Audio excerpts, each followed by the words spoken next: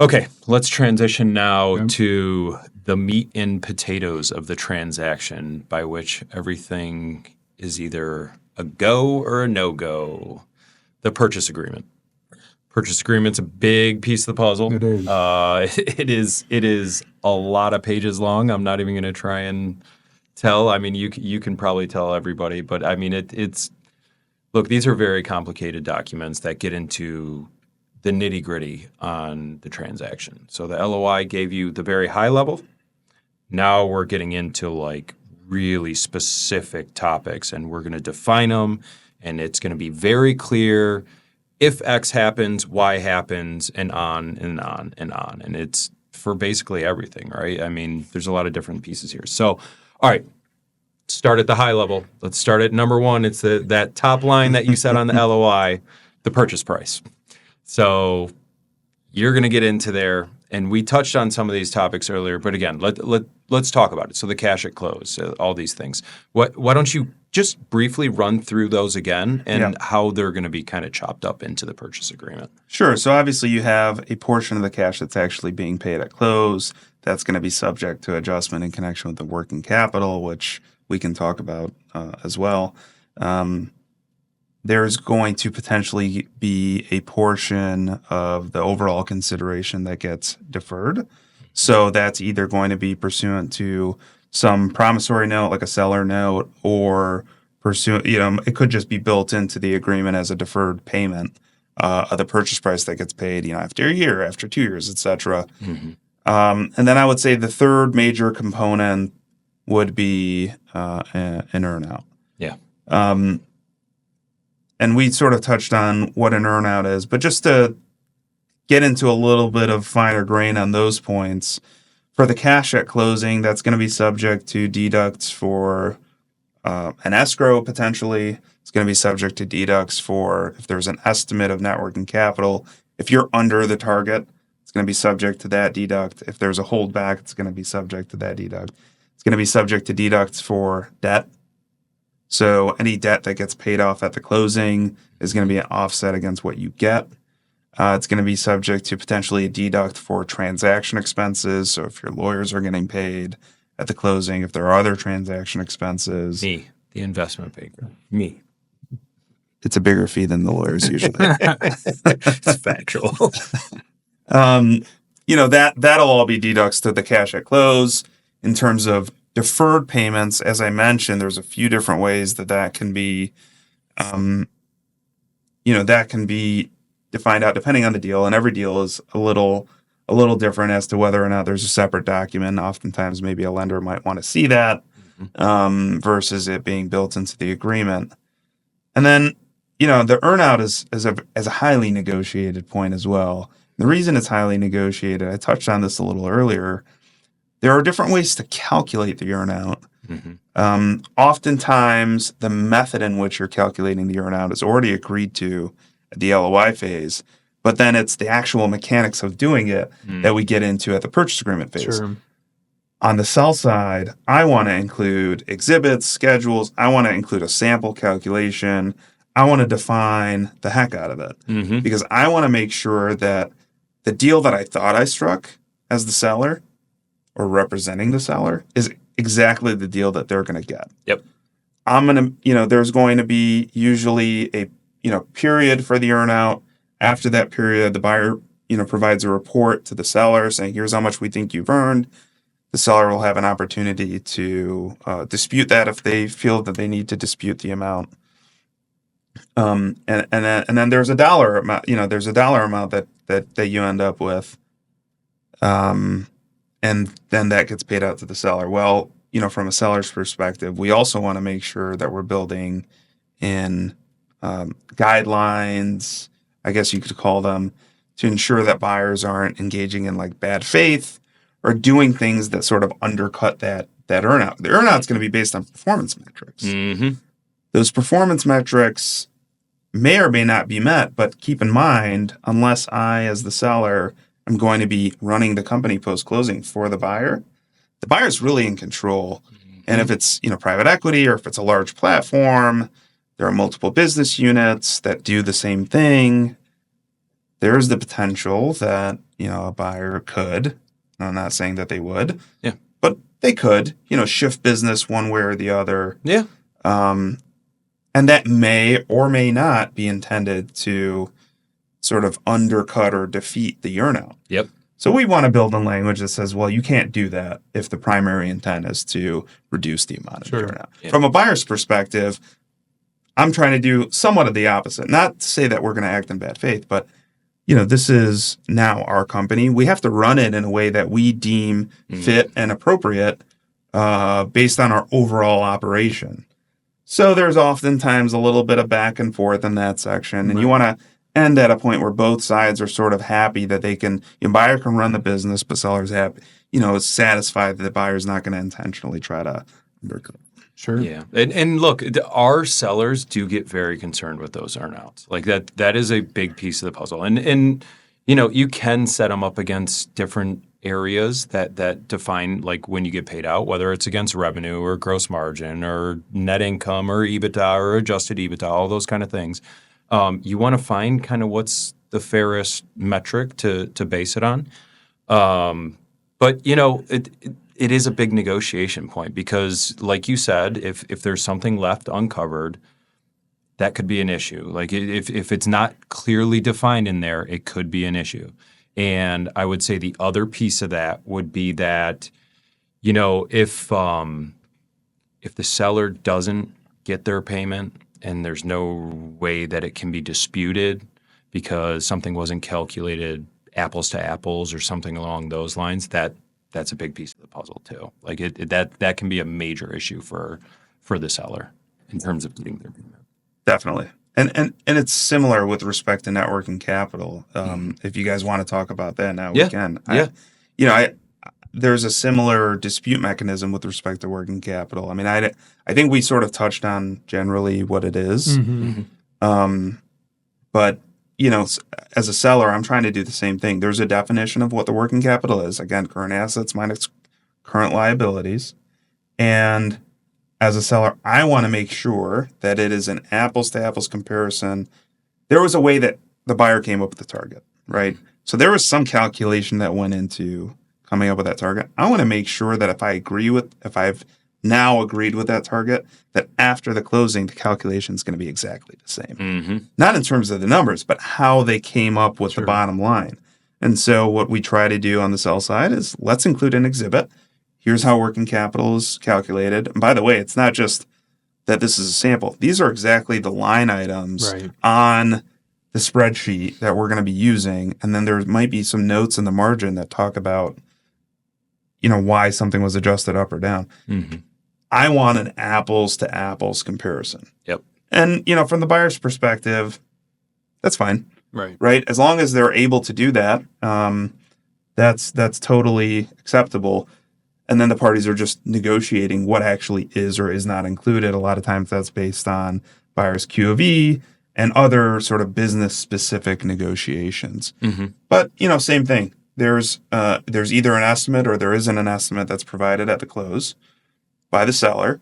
And, after 90 days or so, the buyer gives the seller a report. Here's how much working capital we believe there actually was.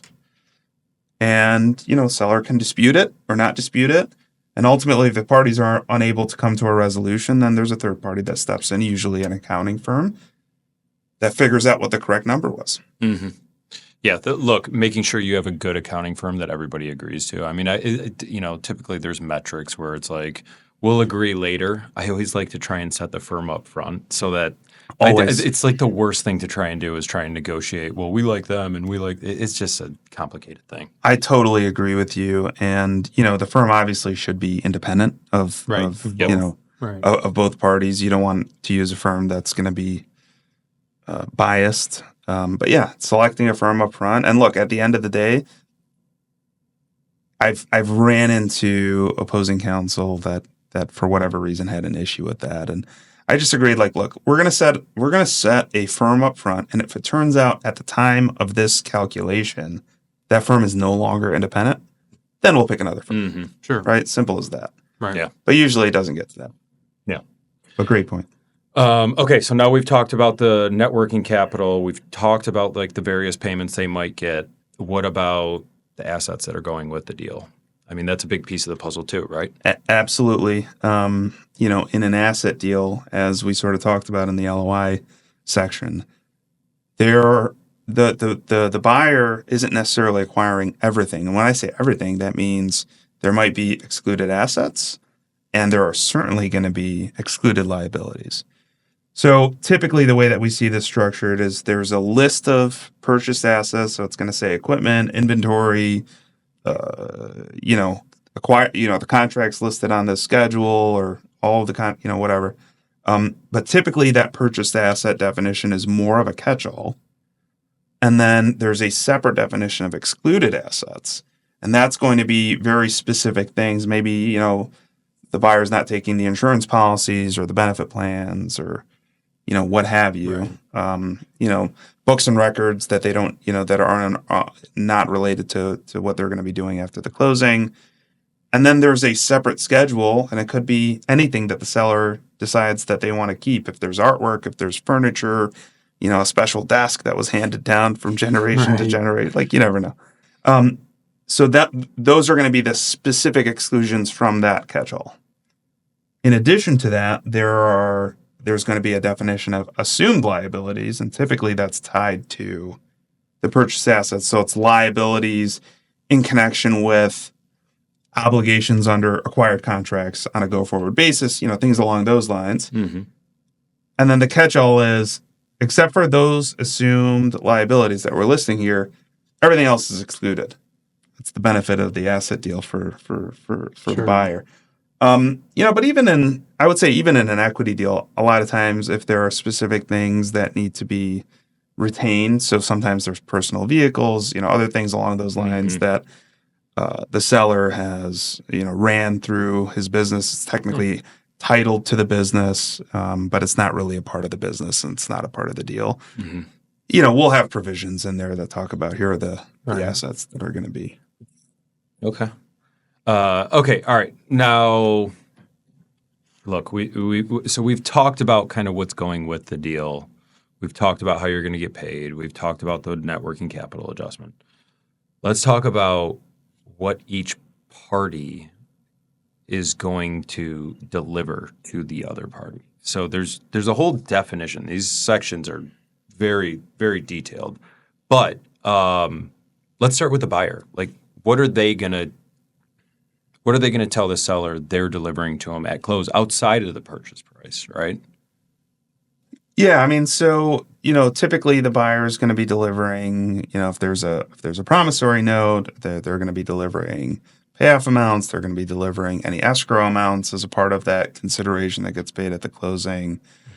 Things like that. It's really, I would say, it's probably this particular section is probably more important to what the seller is going to be delivering, because at the end of the day, the buyer is really like, here's the cash. Mm-hmm. Whether it goes to you or this lender or this third party, here's the cash. What am I getting? What am I getting? Mm-hmm. Sure. So, as a part of that, there's going to be a ton of agreements that the seller has to deliver or cause to be delivered if it's not the seller itself.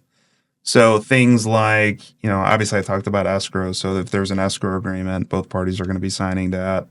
If there are, there's going to be an officer certificate that the seller delivers. That officer certificate is going to certify as to governing documents, operating agreements, authorizing resolutions, articles of organization or incorporation, things along those lines. In an equity deal, the seller has to deliver resignations of its directors and officers, even if those people are going to decide to stay on after the fact, or the buyer wants them to stay on.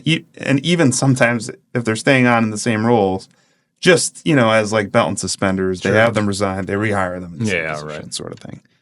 To that point, there are oftentimes employment agreements, as we touched on earlier, that get executed. At this point, this is a condition of closing that these key people, former owners, etc., need to sign employment agreements that are satisfactory to the buyer as a condition of closing. Mm-hmm. Or, maybe it's some, again, transition service type consulting agreement that get entered into in connection with the closing. Seller has to actually provide the payoff letters so that the buyer knows how much they have to pay in terms of the seller's debt or the target company's debt in order to pay that off and get the liens released. Mm-hmm. And then there are the transfer documents. The transfer documents in an asset deal, you're talking about a bill of sale, an assignment and assumption agreement. In an equity deal, it's like either an assignment of membership interest or a stock power and certificates of stock, typically. Let me ask you, for the bill of sale, who typically draws that up?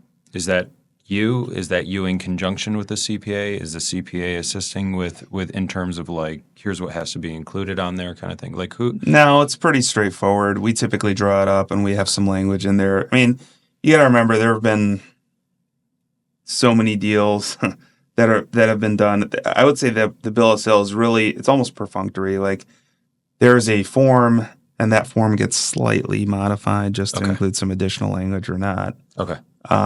So it's pretty perfunctory, but the point of the bill of sale is essentially there's a third party that I want to prove that I have now acquired this business and these assets. I can give them this, one pager as opposed to giving them a 70-page, purchase agreement and giving them a bunch of details that I don't want them to have. Yeah. That's really, really ultimately the only point, because I would argue that the purchase agreement is self-executing. Mm-hmm.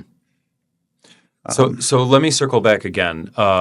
You had mentioned kind of articles of organization and the other governing docs. Mm-hmm. So you've got a business that has multiple owners and there's an operating agreement or a lack of an operating agreement that should be in place.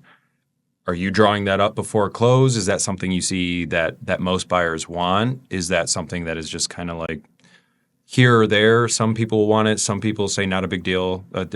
What do you see in that? Yeah, I mean, it depends on the business. So if there are, multiple owners of this company that's, either being sold or that's selling its assets, we want to try to at least confirm that the people that are selling have the authority to sell. Mm-hmm. And in order to do that, we need to see some document that shows maybe a split of their ownership or something along those lines, voting rights, etc. Mm-hmm. If they don't have an operating agreement, I guess that's fine because the statute sort of governs by default. But we at least need to see some confirmation of, maybe they've been filing their taxes and, reflecting here are the people that are getting K-1s. Right. Like, I want to see that. I want to see something that at least gives me comfort that there isn't some owner out there in the ether that hasn't approved this transaction that's going to come out of the woodwork and blow it up. So if that involves, doing a new operating agreement, then great. If it's a sole, single member LLC, let's just say, or sole shareholder or something along those lines, we're not going to ask them to put anything in place because, we'll have control of the business after the fact and, we can just do our own docs. Okay. Yeah. No, that's super helpful. Anything else we missed in kind of the deliverables, or is that that's a pretty a couple of big ones I would say. One is, what's going to happen with the real estate? Are you signing a new lease? Mm-hmm. Are you acquiring the real estate? Are you assigning the lease? So that's something that you work through. And the two other big things are third-party consents that might be required. Right. Mm-hmm. And the last one, this is probably the biggest one, is restricted covenants, non-competes from the sellers. Because, as a buyer, you don't want to buy a business and have the seller turn around and just start another business that does the same exact thing the day later, because that's, you're not getting the benefit of your bargain. Yeah, and non-competes are obviously a big topic of discussion right now, right? But to be clear, non-competes are enforceable right now for the sale of a business. That's got to do mostly with like employees and stuff like that, right? Can you just give a little insights in there? Yeah, so non-competes executed in the connection with the sale of your business have been, still are, and there's no reason why they would not be enforceable. Mm-hmm. Typically, we see 5 years. I've seen up and down from that, but typically you see a 5-year non-compete. Sellers are going to stay out of the business. Sellers and their underlying owners are going to stay out of the business. The proposed FTC rule really, as you mentioned, only has to do with employee and employment related non-competes. And even that proposed rule is up in the air right now. Yeah. No, that's helpful. Thanks. So we got a little granular there, as we should and need to, right, on the purchase agreement. So if I zoom out for a second and just kind of look at it through a lender's perspective, we need to know what's going on with the transaction and have a firm understanding of both sides. But what we're looking at from a key component perspective is what type of sale is it? What's the amount of the transaction, which we talked about in the LOI, the PA, the term sheet? What is the financing or the due diligence time frame? The bank always wants longer, but what has been agreed upon? If there's any extensions, we need to know about that. Something that comes up a decent amount is lender requirements or restrictions, parameters around a seller note. I was wondering if you might be able to comment on how what a bank might require impacts the documents you're drawing up. Yeah, I mean, obviously, it's very deal specific. It's also very loan specific. So the SBA has certain rules. If you're getting an SBA loan, Right. that might not be the case if you're getting a traditional loan. But is the note going to be? It'll likely be subordinated. Right. It's most definitely going to be subordinated. It's, to that point, typically even the deferred purchase price payments, if not in a note, and by the way, earnout payments are subject to the ability of the company or the buyer to make those payments pursuant to their loan documents. So that's language that we often include. But is it a standby note? Is there a portion of that deferred purchase price that has to be pursuant to a standby note? When do payments actually get made under that note?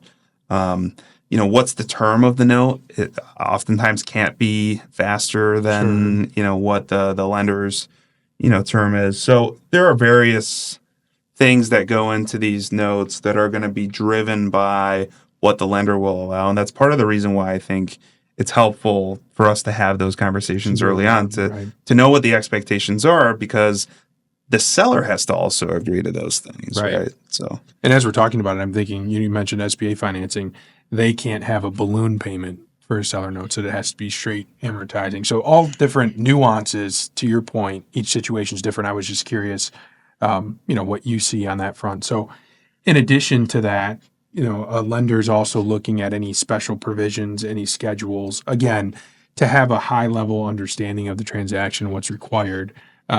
But I think you guys might dive into the PA again. That's Shawn's public service announcement. Step out of the granular into a little bit high level, and then we'll dig back in a little bit here. No, but again, it's so important to getting the transaction closed. Like it's so important. Right. Like you keep your lender in the loop. Like make sure that they're. You don't want to be waiting for the lender at the end of this whole process, right? That's everybody's ready to close, and then you're just sitting there twiddling your thumbs because you didn't include your lender who's been with you for a long time. You as a seller or buyer ready to sign the documents, and then you just hand the PA over. That look good, lender? And right. There's some challenges, some hurdles to that. So you're saying I can't do that? You can't, not recommended, not highly advisable, but it's definitely an important piece of the overall puzzle. And from a banking perspective, we're looking at some of the nuances and the granularity, but not at every single piece that you guys are. So, but it's an important document for sure. And you guys are going to dive into it a little bit more.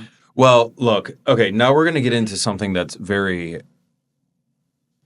voluminous.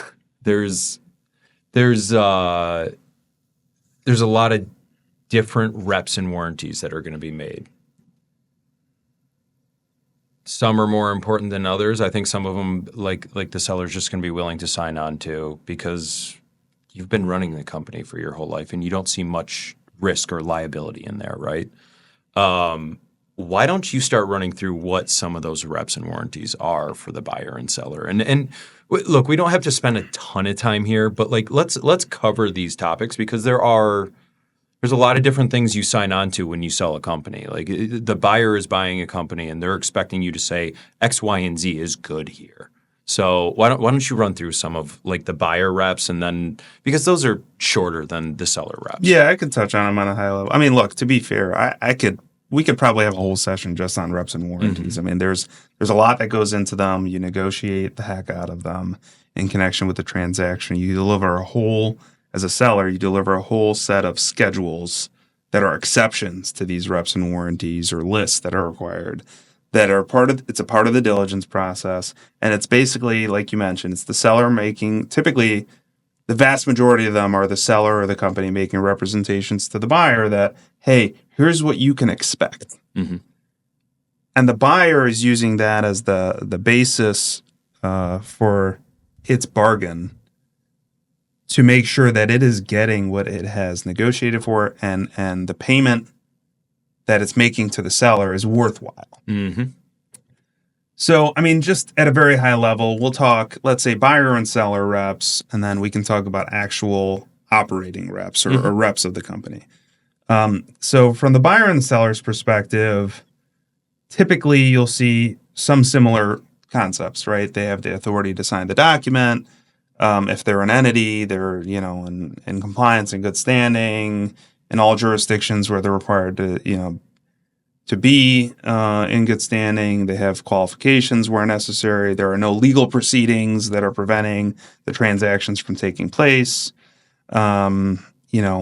There is a provision regarding whether or not there are brokers that have been engaged, and if so, they have to be listed. The buyer section might, if there's rollover, the buyer section might have some additional things, representations regarding capitalization of the buyer or its financial statements, and whether or not there might be, let's say some solvency reps saying that the buyer is solvent, it's able to pay its, bills when due, and can make the deferred payments as and when due.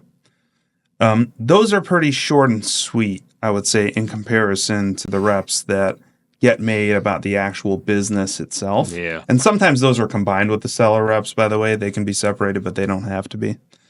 The company reps are really like the meat and potatoes of the agreement. It's really what makes purchase agreements extremely wrong. They're oftentimes, they can be, deal specific or industry specific, but I would say the vast majority of them are just typical and expected, unless it's a very, very small deal or a distressed deal or some unique situation. Mm-hmm. So to quickly run through those, if you'd like me to. Yeah, that'd be great. Similar concepts. Initially, it's, that the company has the authority to sign the agreement. There are representations about capitalization and ownership of the company. There are representations regarding financial statements. This is a big one, very important to the buyer. Financial statements are true, accurate, and complete. Are or are not consistent with GAAP. Here's how they're not, et cetera, et cetera. The buyer wants to know that the numbers that it's looking at are good. Right.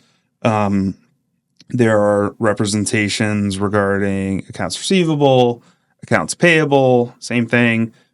Are they valid? Are they, are the receivables actually going to be received? Things along those lines. Inventory, is the inventory not obsolete? It's, saleable in the ordinary course. Title to the assets and sufficiency of the assets. So does the company actually own what it says it owns? And is it sufficient to operate the business post-closing? The condition of the assets. So, is the equipment in good shape? Has it been maintained?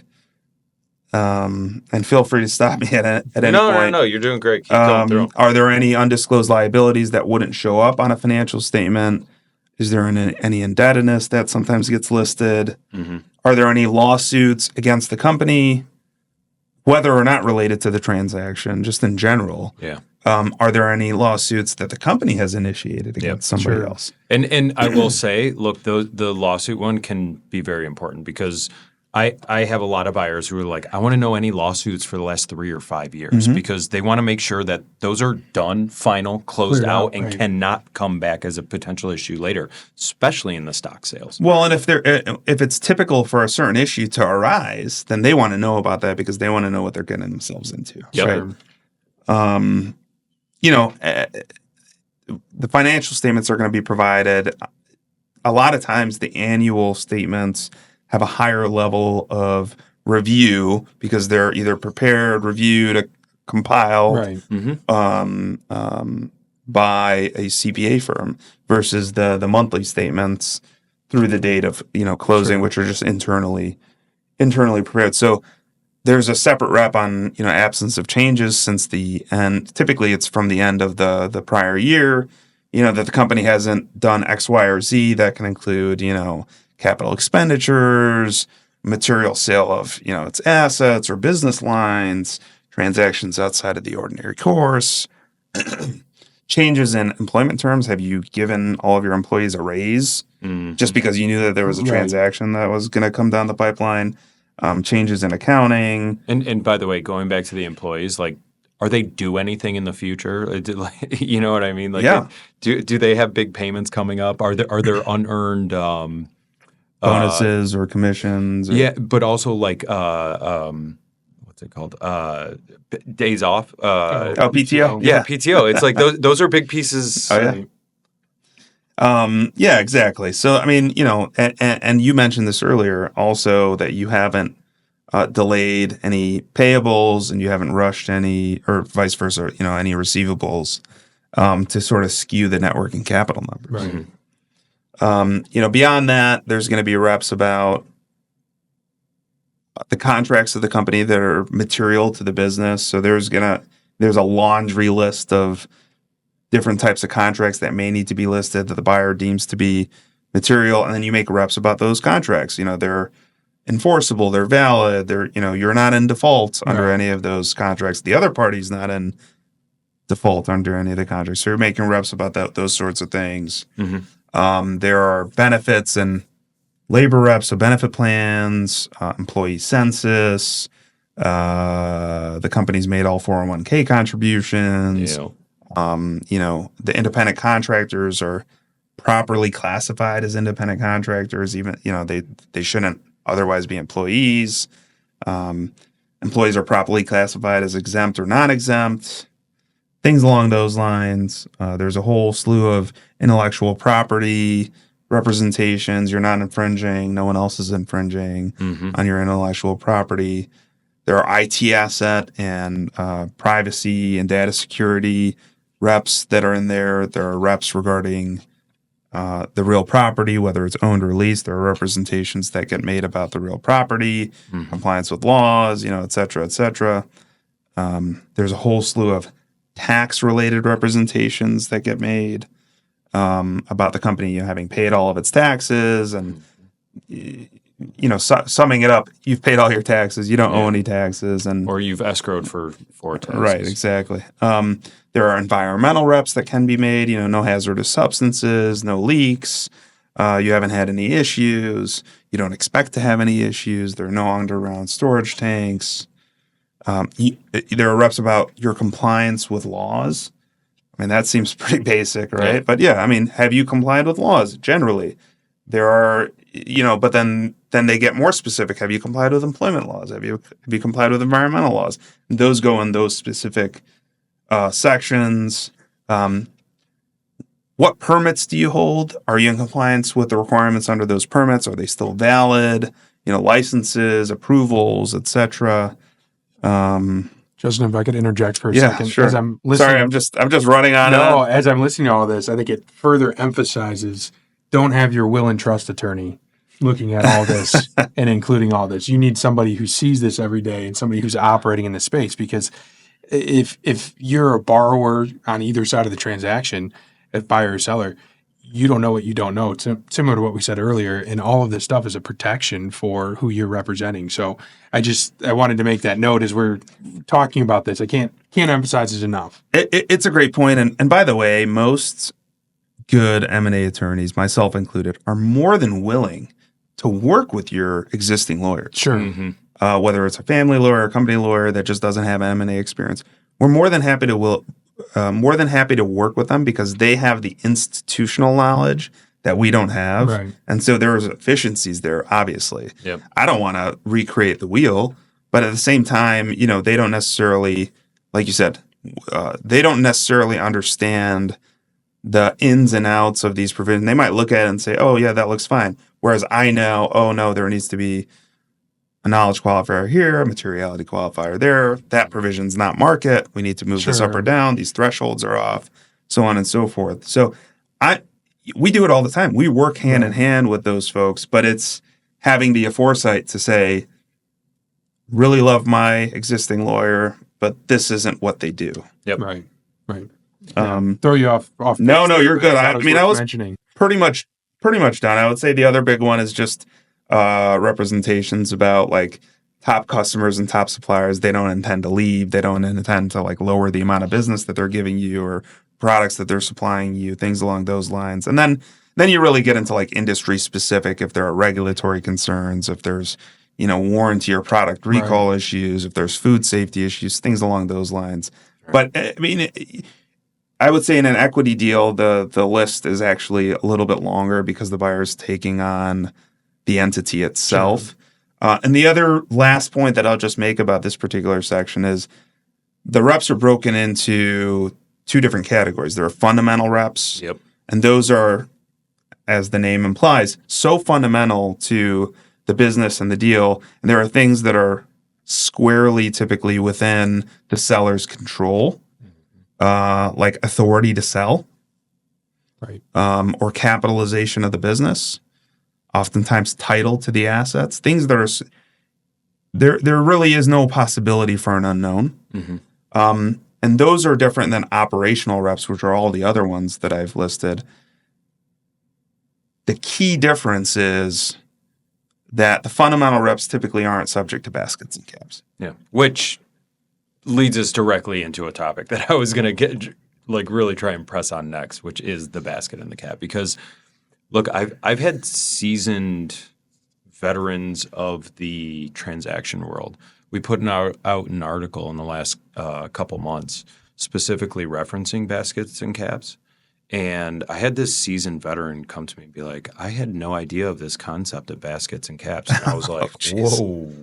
Well, no, look, he does a lot of financing stuff, but I was very surprised to see that he hadn't seen this stuff. So why don't you explain to people? And we're almost done here, so it's been a long podcast, but this is really important because people should understand how you can limit some of the exposure from these reps and warranties through the basket and cap. So why don't you tell people a little bit about that? Sure. So a cap, as the name implies, is a cap on the amount of liability there is that if you totally breached a rep that you made in that prior section that we were just talking about, totally breached it, resulted in some huge amount of liability, there's often a cap that gets put on that because at the end of the day, some of the stuff is unknown. It's a risk shifting exercise, but the buyer in buying a business as a going concern doesn't have the ability to shift 100% of the risk to the seller. They try to do as much as possible by getting all of these reps and warranties, but the seller's like, look, I'm giving you all of my reps and warranties. As long as I don't commit fraud, we need to put a cap on the amount of my liability moving forward if there was a breach. Mm-hmm. And that's what the cap is. So oftentimes, depending on the size of the deal, cap can be anywhere from it's a pretty broad range depending on how big the deal is. Smaller deals tend to have higher caps, and the larger deals, it tends to go down a little bit. Mm-hmm. But I'd say round about, 15, 20% of the total purchase price is what you could see. It goes up and down from there, so don't quote me on that. Mm-hmm. But that's round about what the typical cap is. Now, fundamental reps, not subject to a cap, other than sometimes the cap might just be the entirety of the purchase price. So if I told you I own the company and I didn't really own the company, it's like a deal killer type of issue. That's not subject to a cap. Yeah. The basket works a little differently. It works hand in hand with the cap, though. So what the basket is, it essentially sets a threshold similar to like an insurance deductible. It basically, you set an amount, it's around 1% of the overall purchase price, give or take, where you essentially say, buyer, you can't nickel and dime me. Mm-hmm. Right? If you have there was a breach of one of my reps, this is a $10 million deal, there's a breach of one of my reps, it resulted in $500 worth of damage, you're not coming after me for $500, right? That's, in the context of a $10 million deal, it's nothing, it's pennies. Yep. So the basket is essentially once you've crossed that threshold. In my $10 million deal example, you're talking about $100,000. So once you've crossed that threshold of $100,000, then my obligations to indemnify you for that breach kick in. Mm-hmm. And it can be structured as either a tipping basket, meaning it kicks in and I owe you from dollar one. So if there's $100,000 in damages, I owe you $100,000. Or it could be a true deductible, like an insurance policy, meaning you eat the first $100,000 and then everything after that, my coverage kicks in. Mm-hmm. It's a high. I mean, this is a very negotiated portion of the purchase agreement. The indemnity, for those that don't know, is essentially you are promising the buyer that you are going to cover them, keeping it very basic. You're going to cover them for any breaches of representations and warranties in the agreement, breaches of covenants that you've made or other agreements, and then specific line item things. So, for example, if there was indebtedness that you didn't tell them about, you're covering them for things like that. Mm-hmm. No, and look, the basket and caps, I don't think people realize how important they are to a deal because look, sellers will get very concerned about being nickeled and dimed. Like, I don't want them trying to offset my earnout because they have right to offset in the document. Exactly. So that's where it can make a lot of sense. But let's be clear. Let's say the quiet part out loud, which you did reference. Fraud does not count in there. Like you don't get a free pass if you commit fraud. Like that's where you can't put limits on fraud. And by the way, a lot of attorneys, including like pretty decent M&A attorneys, don't necessarily like appreciate this point as well as they should. Mm-hmm. Fraud is fraud. Yep. And it doesn't matter what you put in your document. Courts are going to read all of that stuff out. If you've committed fraud, you're outside of the four corners of that document now, and the court's going to do what it deems to be equitable, regardless of, even if the buyer puts, seller has not committed fraud, doesn't matter. Mm-hmm. Right. Okay. Okay. Anything else under the indemnity section that you want to cover? Yeah, just really quickly. There are special indemnities that sometimes get negotiated if the buyer's identified a specific issue that it says, hey, seller, you've disclosed to me that there's this specific issue with the company. I want you to cover me for that. So that gets negotiated a lot. And then the other thing that gets negotiated if there are multiple sellers is whether or not they have joint and several liability or whether they have several liability, meaning it's broken out based on what their actual ownership interest is in the company. So that, that gets negotiated. And then there are a few other provisions that I'd say are typical, but sometimes get negotiated back and forth, which is why you hire crack M&A attorneys like me that wear, as Shawn mentioned, very nice coats. Exactly. Very important part of the whole process. So looking good, look good, play with it. Good. Yeah, right. Okay, so we've gone through obviously a very detailed list, but it merits the time we've put towards it. Yeah. Realistically, if you haven't been through this process before, or maybe you've been through it, but on a much smaller scale, like this I think was a really good initiation for people. It can be daunting. Yeah. Extremely daunting. That's I think the exact way that we explained it in our first podcast. So just like if you have not been initiated into this little club, there's you can come into this with eyes very wide open as to what's coming down the pipe. Okay, Shawn, you want to try and kind of wrap us up a little bit? Yeah. So I mean, further emphasizing the starting block, the foundation, the building block is really these type of topics that we discussed, the letter of intent, the term sheet, and the purchase agreement. I mean, we got Joe and I promised detailed, and we brought you detailed. Justin, I want to thank you for being with us today, giving us your time, your knowledge. Very excited to have you on with us, and you're a great resource for both Joe and I and our networks. Thanks. We can't illustrate, hopefully this podcast did, how important it is to have somebody knowledgeable in transactions who works in the space, who's done multiple types of these deals. If you can engage someone who's capable, you're probably pretty far ahead in the game. Absolutely.